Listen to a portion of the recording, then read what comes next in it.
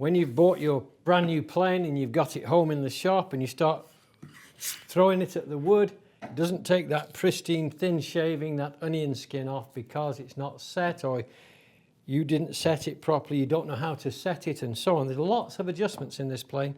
It's a remarkable plane. Leonard Bailey designed all of this, the elements to this plane, and here we go. I'm going to adjust this plane iron by turning this knob here. This knob, if I turn it clockwise, it advances the blade down into the sole. Now, there are 1 or 2 planes made by Stanley that adjust the opposite direction.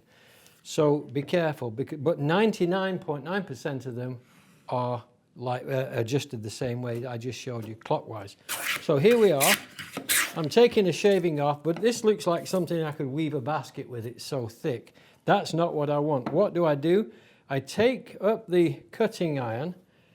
Now I'm turning this, and it's not adjusting it at all. It's taking up the slack, and that slack can come in either direction. I keep turning it until it starts to bite, and then I turn it an extra full turn, and that's taking it down considerably. Turn it now half a turn, and keep turning it, keep tweaking it. I'm going thinner and thinner. Now I've got onion skins coming. This is not quite the onion skin. Here's the onion skin, and even less. So I can keep adjusting my depth of cut by just tweaking this. Now I'm only tweaking this a 1/16 of a turn or an 1/8 of a turn, and I'm still getting the shaving, and that's how I adjust the plane iron for the depth of cut. So I'm right down to the very thinnest level I can get. This is about 1/1000th of an inch thick. So 1,000 sheets of paper fits into an inch. That's how many of those you could fit if you stack them on. Advancing this then, turn this, it's loose, it's coming loose. Now it's loose.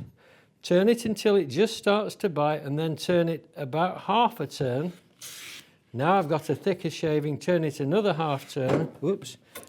Now that adjusted the plane iron. That, dropping it onto the bench, adjusted it, so I have to back off my iron.